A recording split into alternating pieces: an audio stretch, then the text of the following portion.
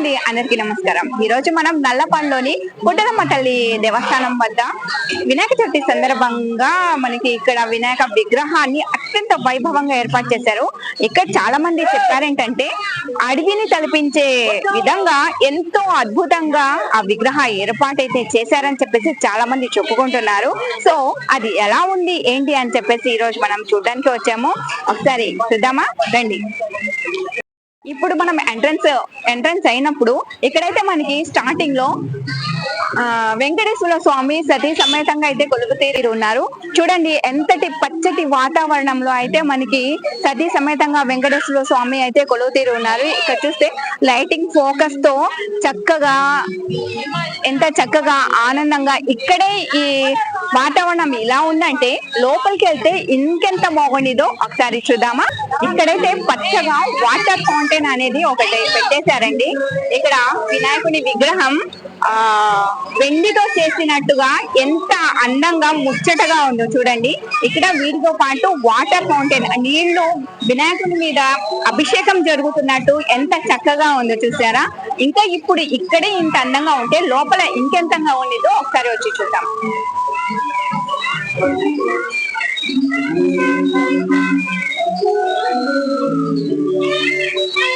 ఎంత పచ్చగా అసలు నిజంగా అడవిలో ఉన్నామా అని అనిపిస్తుంది కదా.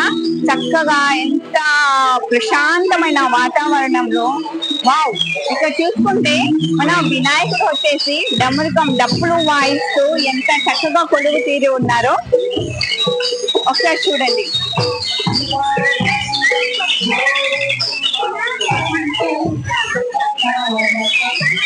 ఇక్కడ ఇంకోటి పైన మొత్తము అడవిలాగా అంటే మనకి పైన చూసుకుంటే మంచి దాంట్లో కూడా వెళ్ళకండి. ఇక్కడైతే ఇక్కడ చూడండి ఇంకో వెరైటీగా వినాయక విగ్రహం ఎంత చక్కగా ఎంత ముద్దుగా ఉందో. ఒక్కొక్క వినాయక విగ్రహం ఒక్కొక్క రకంగా అయితే ఎంత చక్కగా తీర్చిదిద్దారు.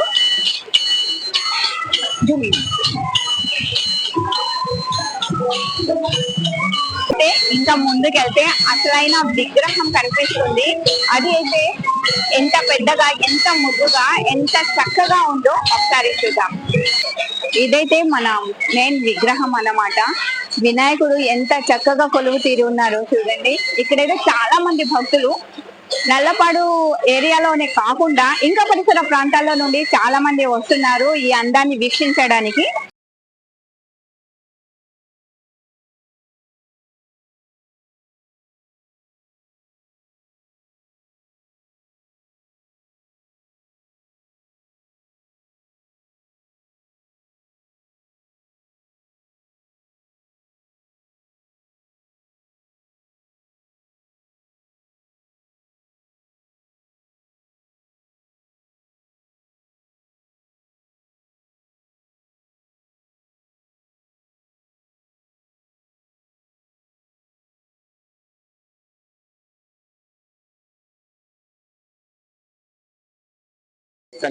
సార్ చెప్పండి, ఎన్ని సంవత్సరాల నుండి ఇక్కడ ఇలా పెడుతున్నారు విగ్రహం ఏర్పాటు?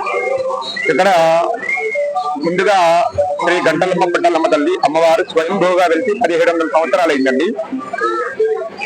మరి ఇక్కడ శ్రీ పుట్టలమ్మ తల్లి సేవా సంఘం వారు ఇప్పటి వరకు చేసింది 19వ సంవత్సరం ముగించుకొని 20వ సంవత్సరం సందర్భంగా చాలా ప్రతి సంవత్సరం కూడా ఇలాగే విశేషంగా వైభవపేతంగా సేవా సంఘం వారు ఇక్కడ ఈ కార్యక్రమాలు అమ్మవారి దేవస్థానం తరఫున అమ్మవారి దేవస్థానం వద్ద గ్రామ ప్రజల సహాయ సహకారాలతో ఎంతో వైభవపేతంగా ఈ గణపతి నవరాత్రి ఉత్సవాలు జరుపుకుంటాయి. ప్రతి సంవత్సరం కూడా ఇట్లాగా ఒక వేడుకగా చేస్తూ ఉంటారు. అవునండి. ఈ సంవత్సరం భాద్రపద మాసం గణపతి నవరాత్రులు విశేషం అండి. ఇక్కడ వీళ్ళు శ్రీ పుట్టలమ్మ తల్లి సేవా సంఘం వారు నిర్వహిస్తారు. అలాగే అమ్మవారి దగ్గర ప్రతి సంవత్సరం కూడా దేవీ శరన్నవరాత్రులు, కార్తీక మాసం కోటి దీపోత్సవము, మకర సంక్రాంతి జనవరి పుష్యమాసంలో మకర సంక్రాంతి ఉత్సవాలు కూడా ఎంతో వైభవపేతంగా జరుగుతాయి. మరి వైశాఖ మాసంలో కూడా అమ్మవారి వార్షికోత్సవం సందర్భంగా పూజా మహోత్సవాలు కూడా ఎంతో వైభవంగా జరపబడతాయి. మీరు ఎన్ని సంవత్సరాల నుండి ఇక్కడ పూజారిగా చేస్తారు? మేము వంశపారి పరంగా మా గత 50 సంవత్సరాలు అయిందండి మేము ఈ గుడి దగ్గర చేస్తూ, మా నాన్నగారి దగ్గర నుంచి చేస్తున్నాము. అంతకుముందు మా పూర్వీకులు కూడా వంతుల వారిగా ఈ గుడిలో చేశారు. అలా వారానుకుంటులుగా చేసుకుంటూ వచ్చారు.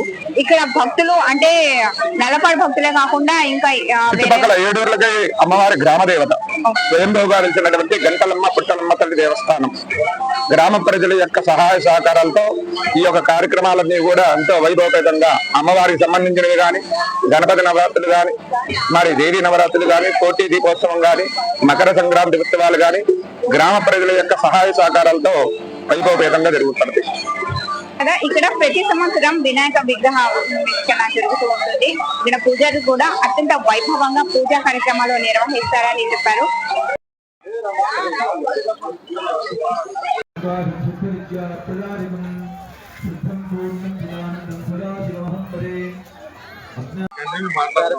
నమస్తే అండి, మీ పేరు?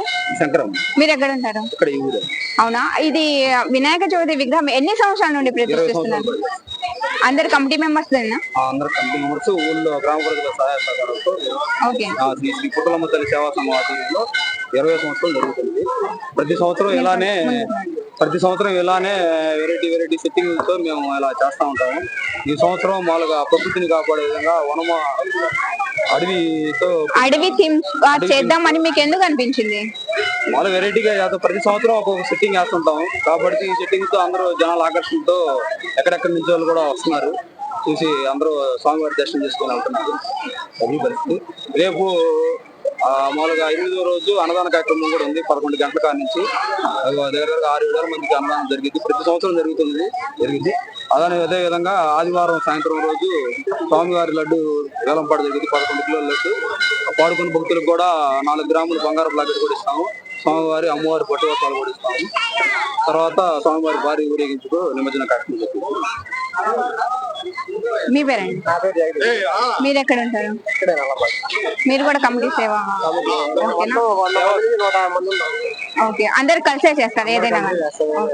ఇక్కడ భక్తుల నుండి కొన్ని కరోనా టైంలో కూడా మేము సేవా కార్యక్రమాలు చేస్తాం.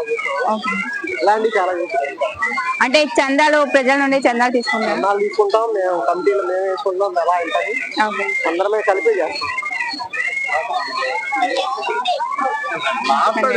నమస్తే, మీ పేరు? ఓకేనా, మీరు ఇక్కడే వాళ్ళు? ఎన్ని సంవత్సరాల నుండి మీరు? ఓకే, ఇక్కడ పుట్టలమ్మ తల్లి అమ్మవారు ఉన్నారు కదా, అమ్మవారి విశిష్టత గురించి. సంక్రాంతి ఉత్సవాలు అంటే అమ్మవారికి ఉత్సవాలు జరుగుతాయి అన్నారు కదా, ఎప్పుడు జరుగుతాయి? సంక్రాంతిలోనే ఉత్సవాలు జరుగుతాయి. 3 రోజులు జరుగుతాయి.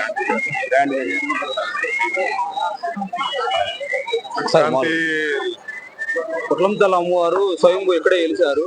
అమ్మవారు చిన్న అమ్మవారుగా ఇక్కడ జన్మించడం జరిగింది. ఇక్కడే ఎప్పటి నుంచో నాకు తెలిసి 100 సంవత్సరాల పైన ఇక్కడ అమ్మవారు ఉంది. ఆ అమ్మవారి ఏడోళ్ళ గ్రామ దేవత.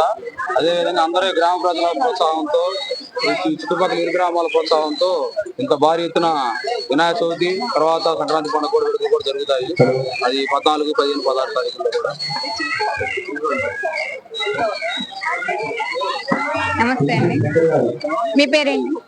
శ్రీనివాసమ్మ. మీరు ఎక్కడ నుండి? పైకి ఇచ్చేలయా గత నాకు తెలిసి 50 సంవత్సరాల నుంచి కూడా మనకి పుట్టలమ్మ వచ్చింది.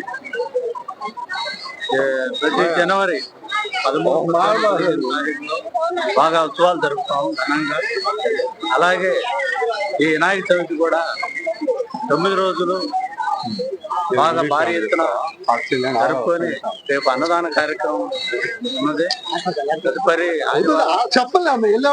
సాయంత్రం వేలంపాట, తదుపరి